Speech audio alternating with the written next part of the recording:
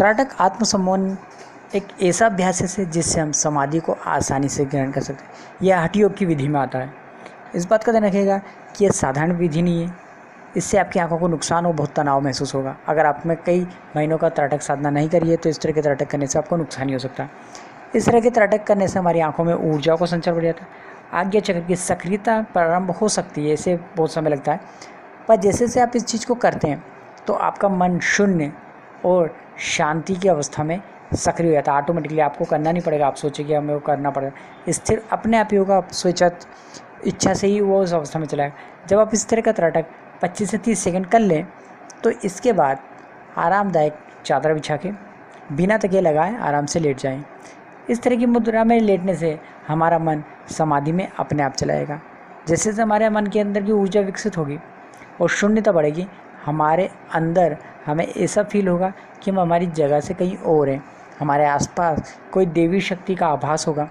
हमारे अंदर विशेष ऊर्जा या विशेष देवीय प्रकाश का आभास होगा। ये कॉस्मिक एनर्जी भी हो सकती है, आपके अंदर की ऊर्जा भी हो सकती है। ये अलग अलग तरह के अनुभव आपकी साधना के ऊपर निर्भर करते हैं। जैसे जैसे आपकी साधना गहन अवस्था में जाती आएगी वैसे से आपके चारों तरफ गहन अंधकार छाता आएगा। इसका अर्थ होगा कि आप शून्य हो चुके हैं, ध्यान की अवस्था में स्थिर हो चुके हैं और आपका मन एक जगह टिक चुका है। जितना अभ्यास आपको बढ़ता आएगा ये उस अवस्था और सक्रिय होती आएगी।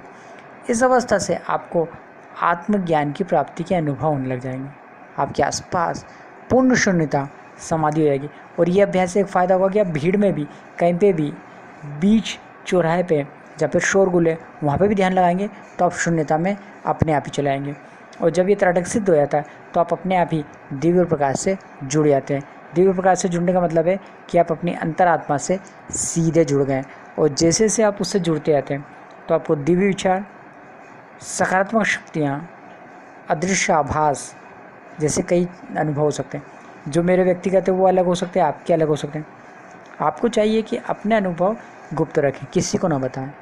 जैसे जैसे अनुभव बढ़ते हैं उसको नोट्स करके रखें, कौन से तारीख पे कौन सा हुआ। इस तरह के अभ्यास से आपके साधना और आत्मसम्मोहन की गहन अवस्था विकसित हो जाएगी।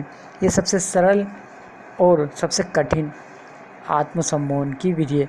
हम सम्मोहन की बात कर रहे हैं, आत्मसम्मोहन की बात कर रहे हैं, सेल्फ हिप्नोटिज्म की नहीं। सेल्फ हिप्नोटिज्म मनोविज्ञान में आता है। अगर ये वीडियो अच्छी लगी है तो लाइक कीजिए, सब्सक्राइब कीजिए।